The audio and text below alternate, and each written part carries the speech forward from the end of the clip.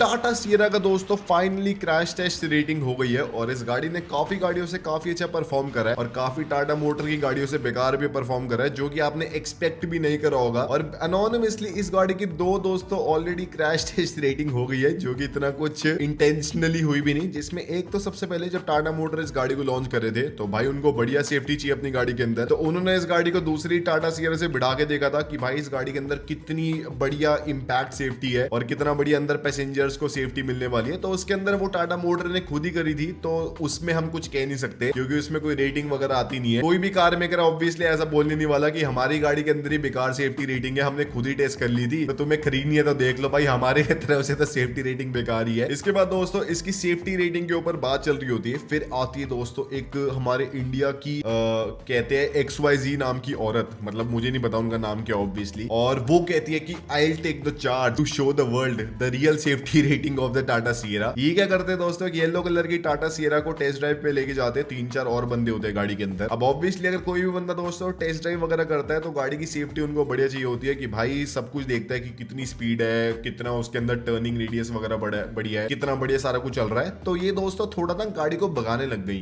उसके बाद फिर अब क्या क्या हुआ मुझे नहीं पता, पर गाड़ी आउट ऑफ कंट्रोल चली गई। इस गाड़ी ने पहले एक ऑटो वाले को मारा, फिर 2 टू व्हीलर वाले को मारा, फिर सामने दोस्तों एक बैरिकेड सा था, उस बैरिकेड को ऐसे पूरा तोड़ दिया और नीचे फिर एक 20 फीट की खाई थी कंस्ट्रक्शन जोन के अंदर, वहां पे गाड़ी जाके गिर गई। अब उससे दोस्तों जनरली क्या होता है कि गाड़ी अगर इतनी हाइट से गिरी है काफी हाई स्पीड पे तो काफी सिग्निफिकेंट इंपैक्ट आता है, और स्पेशली नीचे पूरी ऐसे खाई में ऐसे पत्थर वत्थर थे तो सबको लग रहा था कि भाई बहुत ही गंदा इंपैक्ट आने वाला है। पर दोस्तों गाड़ी फिर भी बच गई और अंदर के ऑक्यूपेंट्स को कोई भी चोट वगैरह आई नहीं। तो हमारी दोस्तों सेफ्टी रेटिंग की कोई दिक्कत आई नहीं थी, हमें पूरा क्लियर हो गया था कि हमारी दीदी ने हमारे लिए सेफ्टी रेटिंग कर ली है। कितनी अच्छी है दोस्तों हमारे इंडिया की जनता एक तो। पर दोस्तों अगर आप देखें तो फाइनली BN कैप के अंदर भी इसकी सेफ्टी रेटिंग हो गई है और इसने काफी बढ़िया परफॉर्म करा है। जिसमें अगर आप देखें BN कैप भी ग्लोबल एनकैप की तरह चाइल्ड ऑक्यूपेंसी और फ्रंटल एडल्ट ऑक्यूपेंसी के अंदर पूरी रेटिंग को डिवाइड करता है, और इस गाड़ी को 5 स्टार रेटिंग मिली है इसके चाइल्ड ऑक्यूपेंसी के अंदर और 5 स्टार रेटिंग मिली है इसकी एडल्ट ऑक्यूपेंसी के अंदर, जो कि दोस्तों होने था काफी कोई ऐसे बहुत एक्सेप्शनल बात नहीं है। अब काफी सारी कार मेकर्स ये अचीव करने लग गए हैं, पर जो रियल डिफरेंस है कि अब कौन सा कार मेकर 5 स्टार के बाद भी कितना स्कोर अचीव कर पा रहा है। तो जो टाटा मोटर की सियरा इस वाले रेटिंग के अंदर गई थी, बेसिकली इस गाड़ी का सेकंड टॉप मॉडल था और इसके अंदर आपको ऑब्वियसली 6 एयरबैग स्टैंडर्ड मिलते हैं, तो वो सारे काउंट होंगे। आपको आइसोविक चाइल्ड सीट माउंट्स मिलते हैं, आपको पेडेस्ट्रियन प्रोटेक्शन मिलता है और आपको सीट बेल्ट रिमाइंडर मिलता है। तो जो बेसिक सारे स्कोर है वो तो इस गाड़ी ने स्कोर कर ही लिए। अगर ये सारे फीचर ना हो गाड़ी के अंदर तो गाड़ी जितना मर्जी इन वाले इंपैक्ट टेस्टिंग के अंदर बढ़िया परफॉर्म कर ले, उसको 5 स्टार रेटिंग नहीं मिल सकती। तो इसके अंदर तो गाड़ी को फुल मार्क्स मिल गए। अब जो एडल्ट ऑक्यूपेंट प्रोटेक्शन है वो 32 मार्क्स की होती है टोटल, जिसमें 16 मार्क्स होते हैं frontal offset barrier deformation test के और फिर side offset barrier deformation test के भी होते हैं। जिसमें अगर आप देखिए जो फ्रंटल इंपैक्ट टेस्ट है उसके अंदर इस गाड़ी ने 15.14 का स्कोर करा है आउट ऑफ 16। अब ये 0.86 का इसका जो स्कोर कटा है वो इसलिए क्योंकि फ्रंटल इंपैक्ट में अगर आप ड्राइवर वाली डमी देखे तो उसमें उसका जो सर है एकदम ठीक है, उसका नेक एकदम ठीक है, और छाती के ऊपर येलो वाला साइन आ रहा है, मतलब एडिक्वेट सेफ्टी है, गुड सेफ्टी नहीं है। थाइज वाला एरिया एकदम सही है, पर जो लोअर वाली टांगों वाला एरिया है उसमें एडिक्वेट सेफ्टी है, गुड सेफ्टी नहीं है, तो वहां पे दोस्तों थोड़े मार्क्स कट गए।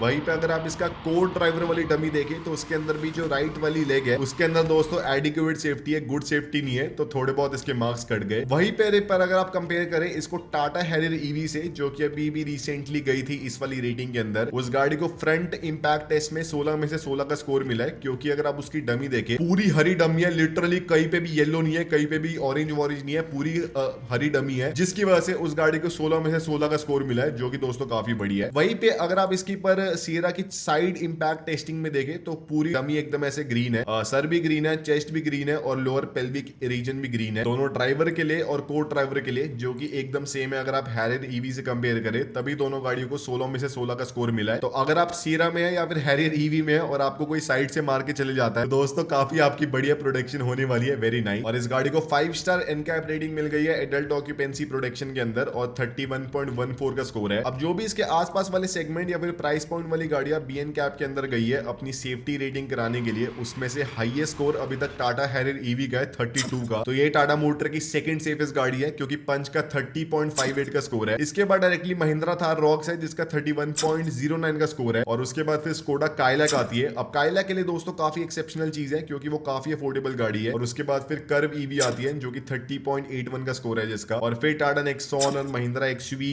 3 100 वगैरह आती है। तो टाटा हैरियर ईवी में लिटरली आपको परफेक्ट प्रोटेक्शन मिलती है। वहीं पे दोस्तों पर अगर आप चाइल्ड ऑक्यूपेंट प्रोटेक्शन सेफ्टी में देखें तो उसमें काफी कम इस गाड़ी का स्कोर है। मतलब ऐसे मतलब ऑब्वियसली 5 स्टार रेटिंग है पर स्कोर थोड़ा कम है 44.73 का आउट ऑफ 49 का। अब ये चाइल्ड ऑक्यूपेंट प्रोटेक्शन के अंदर जो 49 का स्कोर है 3 डिफरेंट सब स्कोर्स के अंदर डिवाइडेड है, जिसमें एक डायनामिक स्कोर होता है 24 का, जिसमें इस गाड़ी को 23.73 मिला है। काफी डिसेंट स्कोर है। पर इसी वाले स्कोर के अंदर जो हमारी हैरियर ईवी है उसको फुल 24 का स्कोर मिला है। तो पता नहीं वो बेसिक पॉइंट जो 2-3 का स्कोर कटा है वो क्यों कटा है 2-7 का, पर बेसिक चलो बराबर ही आप मान लो। फिर चाइल्ड रिस्ट्रेंट सेफ्टी सिस्टम जो स्कोर है वो 12 में से होता है, मतलब जो आइसोविक चाइल्ड सीट माउंट है, उसके बाद इंटीग्रेटेड सीआरएस और आई साइज वगैरह अगर गाड़ी के अंदर अवेलेबल होता है उसमें स्कोर मिलता है 12 में से। इस गाड़ी को पूरा 12 मिला है, हैरियर ईवी को भी पूरा 12 मिला था। और उसके अलावा एक व्हीकल असेसमेंट स्कोर होता है जो कि 13 में से मैक्सिमम होता है। इस गाड़ी को 9 का स्कोर मिला है, हैरियर ईवी को भी 9 का स्कोर मिला है। अब ये इनके पर्सनल दोस्तों इंटरनल मेट्रिक्स होते हैं जिन पे आप पूरा ऐसे रेट नहीं कर सकते कि क्यों कहां पे क्यों कटी है रेटिंग, मतलब इतना क्योंकि ये बताते भी नहीं है